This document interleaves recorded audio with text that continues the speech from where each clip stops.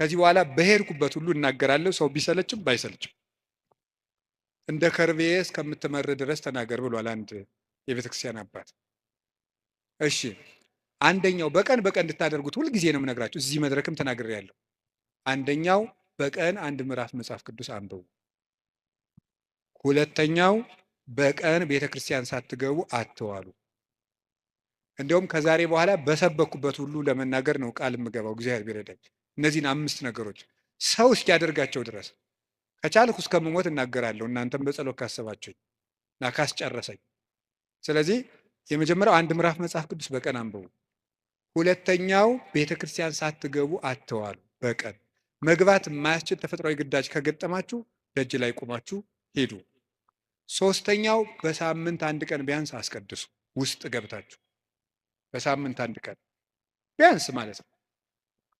አራተኛው ንስሐ ግቡ። ንስሐ ግቡ። ንስሐ እንዲያውም ምንድን ነው የምትባለው? ሌላኛይቱ ከእግዚአብሔር የተሰጠችን ልደት ናት ነው የሚባለው። አንድ ልደት ከእናት አባት ተወልደናል። ሌላ ልደት ደግሞ በጥምቀት እንደገና እሷ ስትደበዝዝ ደግሞ እግዚአብሔር በንስሐ ልደት። ወንጌል ስንሳለም ዝም ብለን ወንጌሉን መጽሐፍ ገበታውን መሳም ሳይሆን ምንድን የምናደርገው? ነአምን በቃለ ወንጌል ከቅዱስ ብለን የምንሳለም። ቅዱስ በሆነው በወንጌል ቃልህ አምናለሁ ተብሎ ነው የምንሳለም። በሴትና በሌሊት የሚታወቅ ነገር የለም። ምንም መርምሮ ማወቅ አይቻልም። ምንም እየሳቁ ተቆጥተው ይሁን ተቆጥተው እየሳቁ ይሁን እየታዘቡ ይሁን እየፈተኑ ይሁን በትክክል ቃል እየገቡ ማረጋገጥ አይቻልም። እግዚአብሔርም በጣም ብዙ ሴቶች ብዙ ልጆችን የማሳደግ ኃላፊነት በእነሱ ስላለ አይምሯቸውን በተለየ ውስብስብ አድርጎ ኃይል ጨምሮ ነው የሰጣቸው። አሁን ባል ነው ማጫ የሚሰጥ ማለት ጥሎሽ የሚጥለው ምክንያት ምንድነው? አከብርሻለሁ በጣም ነው የምወድሽ ማለት ነው። ስለዚህ መውደዱን እየገለጠ መወደድ አይደል የምትፈልገው። በነገራችን ላይ ስጦታ የሚሰጠው አንድ ሰው ልቤን እሰጥቻለሁ ግን እንዳልሰጥ ለኔ ያስፈልገኛል ነው፣ እዚህ ውስጥ መቀመጥ አለበት። ስለማልሰጥ ልቤን በቃው በኩል ገልጫለሁ ነው ሐሳቡ። የኔ ገንዘብ የሷ ነው፣ ስጦታ የምሰጣት ለምንድን ነው ምናምን ይላል ሰው ማለት ነው። ፍቅሯቸው እንዳላረጀ እንዲገልጽላት ነው የምትፈልገው። ጓደኛ ሲያበጃ አንድ ሰው እኔ ሁልጊዜ ለምሳሌ ቅዱስ ጳውሎስ እንዲህ ይላል፣ ከማንም ሰው የፍቅር ዕዳ አይኑርባችሁ ይላል። የፍቅር ዕዳ አይኑርባችሁ ማለት እናንተ ስለመውደዳችሁ እንጂ ሰውየው እናንተን ስለመውደዱ ግድ አይስጣችሁ ማለት ነው። እናንተ ብቻ ሰውየውን ስለመውደዳችሁ ጣሩ፣ እሱ እናንተን መውደዱን ግን እያረጋገጣችሁ አትኑሩ ነው። ስለዚህ አሁን ምን ማስተላችሁ? አሁን ጓደኛ ሲያበጃ አንድ ሰው ለመወደድ ብሎ ጓደኝነቱን ከጀመረው አመለካከቱ አይወደኝም መሰል አትወደኝም መሰል እያለ ሁልጊዜ መከራውን ሲያይ መኖሩ። እሱ ብቻ ለመውደድ ብቻ ብሎ ከኖረ ግን የፈለገ ቢያደርጉት አይቀየም። ስለዚህ አመለካከታችን እጅግ አድርጎ አይምሯችን እጅግ አድርጎ ማንነታችንን ይወስናል። ስለ ዓለም ያለን አመለካከት ዓለምን ለመናቅም ለመጠቀምም ለመጎዳትም በዓለም ይጠቅመናል። ትዳር የሚደከምለት ነው፣ ፍቅር የሚደከምለት ነው እንጂ ሰጥቶ መቀበል አይደለም፣ ሲወዱን መውደድ አይደለም። በክርስትና መቻል ነው እንጂ መቻቻል የሚባል ነገር የለም። መቻቻል የለም። መቻቻል የእናንተ መርህ ነው። ክርስትና ውስጥ መቻል ነው እንጂ መቻቻል የሚባል ጉድ የለም። እሺ ምን ማለት ይመስላችኋል? መቻቻል ማለት የሚችልህን ምን ትላለህ ነው። የሚችልህን ምን በል ነው፣ የማይችልህን እሳ የዚህ ግልባጩ አትቻል ነው። መቻቻል እስከቻለ ድረስ ቻለው። በዚህ በክርስትና ግን መቻል ብቻ ነው ያለው። መቻል ብቻ ነው። የምትወዱን አይደል የሚወዱን አይደል የምትወደው፣ የሚጠላህን ነው። ጠላቶቻችሁን ውደዱ ነው ያለው። ስለዚህ ባል መውደድ ሊያቆም ይችላል፣ ማዳመጥ ሊያቆም ይችላል፣ መንከባከብ ሊያቆም ይችላል፣ ቤቱን ሊተው ይችላል። ሊደከምለት ይገባል። ታሞ የለ ታሞ። ሚስትም እንደዛው መታዘዝ ልታቆም ማዳመጥ ልታቆም ትችላለች። ፍቅር ይደከምለታል። እስከምን? እስከ ደም ድረስ። ፍቅር የሚደክሙለት እንጂ እየሰጡ የሚቀበሉት አይደለም። ፍቅር መስጠት እንጂ መቀበል አይደለም። ፍቅር በመስጠት እንጂ በመቀበል አይደሰትም። ፍቅር የራስን ደስታ መፈለግ አይደለም፣ ለሚወዱት ነገር መኖር ነው። ለሚወዱት ነገር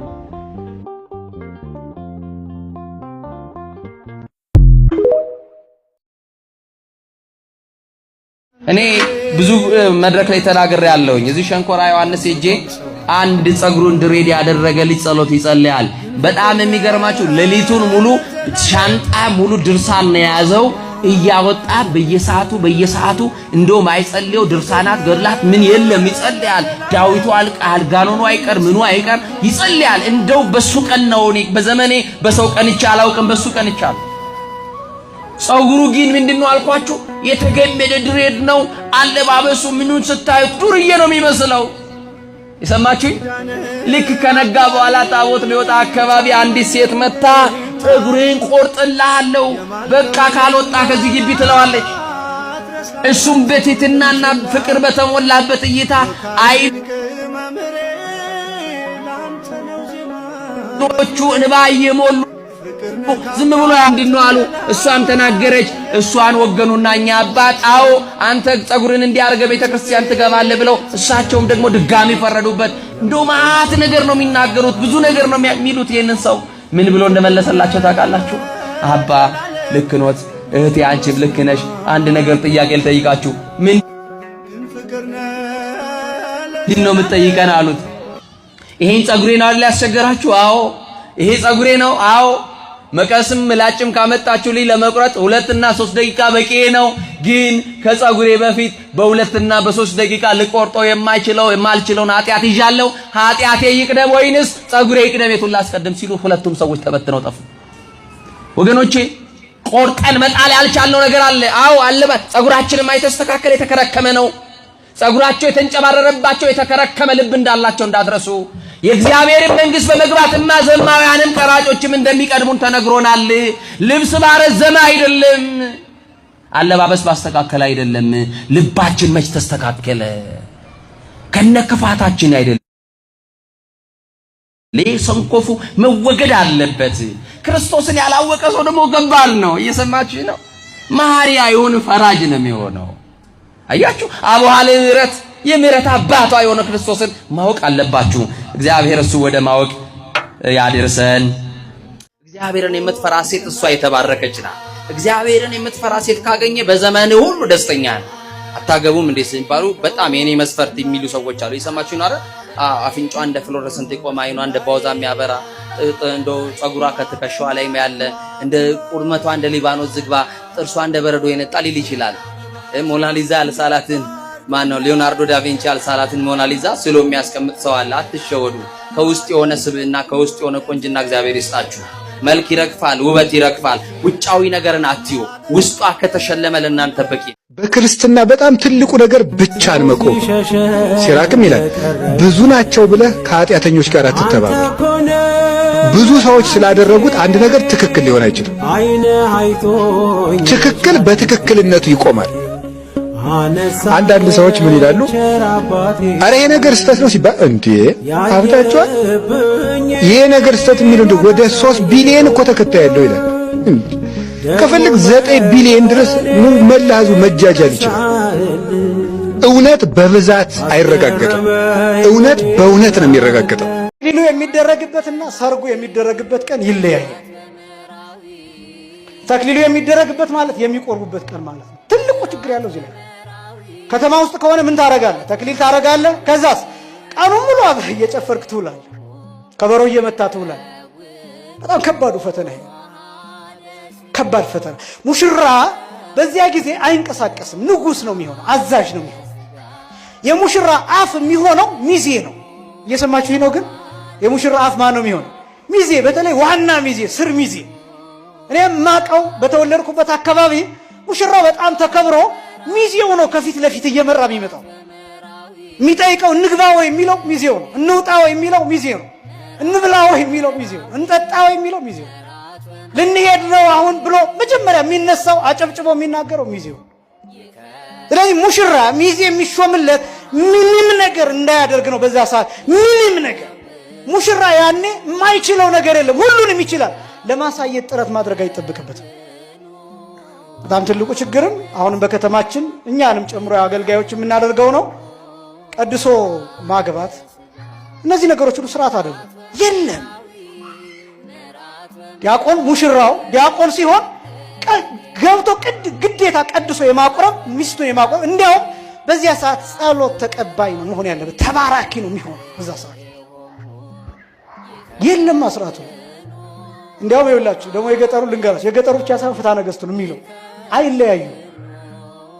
ሁለቱ ሙሽሮች እኛ አሁን ይሄ ከተማው እንዳልኳቸው አሻሽለን ካባ ቆንጆ ካባ አሰርተን እናለብሳቸዋለን። ፍትሐ ነገሥቱ ግን የሚለው አንድ መጎናጸፊያ ለሁለት ይልበሱ ነው የሚለው። አንድ መጎናጸፊያ እኔ መማቀያ ነው እስካሁን ድረስ በገጠሪቱ ይደረጋል ነው የምላቸው። አንድ ልብስ መጽሐፈ ተክሊሉን ስርዓተ ተክሊሉንም ብትመለከቱት ለዛቲ ልብስ ባረካ ለዛቲ ልብስ ነው የሚለው፣ ለነዚህ ልብሶች አይደለም የሚለው። ይህቺ ልብስ ባርካት ነው የሚለው። ለምን የምትቀርበው አንዲት ልብስ ነው። አክሊል ሲሆን ግን አክሊላት ብሎ ይናገራል። ለምን ሁለት አክሊል ነው የሚቀርበው። እነዚህ ሁሉ ጸሎት ይደረግባቸዋል። መጎናጸፊያው ጸሎት ይደረግበታል። ከዛስ ያ መጎናጸፊያ አንድ ሆኖ ሁለቱ ይለብሱትና መሃል ላይ በልክ እንደ መርፌ ቁልፍ አይነት ልክ እንደዛ በዛ ይያያዛል። ስለዚህ እስከ መጨረሻው አይለያዩ። ቆርበው እሷ ወደ እናቷ ቤት ትሄዳለች፣ እሱ ወደ ቤተሰቦቹ ቤት ይሄዳል። 40 ቀን ይቆያሉ። ስንት ቀን ይቆያሉ? 40 ቀን። 40 ቀን ሁለቱም በያሉበት እየጸለዩበት እንዲቆዩ ይደረጋል። ከ40 ቀን በኋላ ሰርግ ይደገሳል። በሰርጓ ቀን በፈለገችው መልክ እንድታጌጥ ባህሉ በሚፈቅደው በአካባቢው ስርዓት በአካባቢው ወግና ደንብ መሰረት በፈለገችው መልክ እንድታጌጥ። ምክንያቱም ሙሽራይቱ ለሙሽራዋ ራሷን የምትሰጥበት ቀን ነው። በፈለገችው መልክ እንድታጌጥ ይደረጋል። የፍትሐ ነገሥቱ ስርዓት ይሄ ነው። የገጠሪቱ ስርዓት 40 ቀን እንኳን ባይቆይ፣ ለምሳሌ የተክሊሉ ቀን እሁድ ቢሆን ሰርጉ ማክሰኞ ይሆናል በሶስተኛው ቀን። ስለዚህስ ምን ይሆናል? ላቭ ቢኖር ምን ቢኖር ሌሎች ነገሮች የበሉት ባይስማማቸው ምን ባይላቸው የቆረቡበት ቀን ስላልሆነ ያን ጊዜ ነፃ ነው። አሁን በጣም እየተቸገርን ያለ ነው እንዳልኳችሁ። ተክሊል በተደረገበት ቀን ሰርጉ ይደረጋል፣ ከበሮ ይመታል፣ ዝላይ አለ።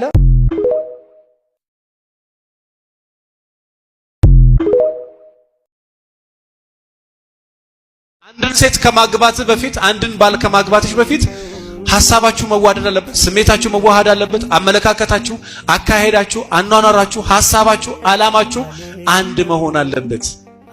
እንደዛ ሐሳብሽ፣ ስሜትሽ፣ ዓላማችሁ አንድ ከሆነ በኋላ በተክሊል በቁርባን ብትጋባ ችግር የለም። አንቺ ሰርግ ትያለሽ፣ እሱ ሰርግ አይሆንም። በዚህ ሳይስማሙ በቁርባን ይጋባል። እሷ እዛ ትላለች፣ እሱ እዚህ ይላል። በዚህ ነገር ሳይስማሙ በቁርባን ይጋባል። ከዛ በኋላ እንዴት ይባረክ? ከዛ ደግሞ የሰርጋቸው ቀን 6 ሰዓት ነው ካሉ፣ አይ ሰው ቁጭ ብሎ ይጠበቅ የሰርጋችን ቀን አለ ምን አይላል 11 ሰዓት ይመጣሉ። እግዚአብሔር ጋብቻ አያደርግላቸው እያሉ እየተረገሙ ይገባሉ። ከዛ መቼም ቢሆን አይባረክም ያ ጋብቻ። መቼም ቢሆን ቁጭ ብሎ ሰው ሳይበላ ሳይጠጣ አንተን አክብሮ አንጥፈው ቁጭ ብሎ ስራ ፈቶ፣ በተለይ በዚህ ዘመን እንኳን ለሰው ለራስ ጊዜ በሌለበት በዚህ ዘመን ቁጭ ብሎ እየጠበቀ እነሱ እየጠጡ ሊሆኑ ይችላሉ፣ ይዝናናሉ። አንዳንዶቹ ሰርጉ አዳማ ከሆነ እስከ አዲስ አበባ ድረስ ሄደው የሆነ ቦታ ተዝናንተው የግዴለሽነታቸው ጥግ። ለወደፊት ማግባት የምታስቡ ሰዎች ይሄ በደንብ አስቡበት። ይሄ እንደው መደዴ ሰው ከመሆን የተለየ ሰው መሆን ይቻላል አይቻልም? ይቻላል አይቻልም? ሰው ሁሉ ሰዓት የሚያረፍድ ከሆነ ሰዓት ሀበሻ ሰዓት ምን ከሀበሻ ጋር ምን አገናኝ? ሰዓት ከተቃጠለ ጊዜ ከተቃጠለ ህይወት ነው የሚቃጠለው። ሁሉም ሰው እንዳንተ ትርፍ ጊዜ የለም። ሁሉም ሰው እንዳንቺ ትርፍ ጊዜ የለም። ለምን ጊዜ የለህማ? እግዚአብሔር የሰጠ እድሜ ትንሽ ናት። ሰርተ ዞር ካላልክ ከዛ በኋላ አንተ እዚህ ጋር የቆምክ ሐውልት አይደለህም። በቃ ትሄዳለህ፣ ደግሞ ሰራ አድርገህ ትወጣለህ፣ ታልፋለህ፣ ወደማያልፈው ወደ ዘላለማዊ ቤት ትሄዳለህ። በተቻለው መጠን ሰው የሚቀልድበት እድሜ የለውም። ያለችው እድሜ ለሥራ ለመንፈሳዊ ሕይወት ከእግዚአብሔር ጋር ለመሆን ቤቱን፣ ሰላሙን ለዚች ሀገር ለዚች ቤተክርስቲያን የሆነ ነገር ትቶ የሚያልፍበት ዘመን ነው። የምትቀልድበት ዘመን ካለ እኔ ነገረኝ። እኛም ማናውቀው ጊዜ ካላችሁ የእውነቴን ነው። ከመጽሐፍ ጋር አውሩ። በተለይ እዚህ ዘመን መምህራንም ካላችሁ አስተማሪዎች ቁጭ ብለህ አውራ። የአውሬው ቁጥር ምን ብዙ ነገር እየመጣ ነው። የማትመልሰው ጥያቄ ብዙ ነገር እየመጣ ነው። አሁን ብትነቃ ይሻላል። መጽሐፍ ቅዱስ ንቁ በሃይማኖት ቁሙ ይላል። ንቁ ከዛ በምን ቁሙ? በሃይማኖት ቁሙ ይላል። ስለዚህ የምትቀልድበት ጊዜ የሚባል ነገር የምትቀልጅበት ጊዜ የለም። ነቅተሽ ምንድነው? ለምንድነው የተነሳሁት? ለምንድነው የተቀመጥኩት? ለምንድነው የሄድኩት? ለምንድነው የመጣሁት? ቁጭ ብለሽ ሌላ ነገር ካቃታችሁ ደግሞ ስራዬ ብላችሁ መኪና ይዛችሁ ቅዱስ ገብርኤል ግቢም ማርያም ግቢም ሄዱና ማሰብ ፈልጋለሁ ብላችሁ አስቡ። ጎበዝ አሳቢ ማለት ለማሰብ ፈልጎ ሄዶ የሚያስብ በቃ ስራዬ ብሎ የድሮ አባቶች በረንዳ ላይ ቁጭ ብለው አይናቸውን ጨፍለው የሆነ ነገር ያሰላስላሉ እያሰቡ ነው። ይሄ እንኳን ጠፍቶብናል። እግዚአብሔር ማስተዋሉን ይስጠን።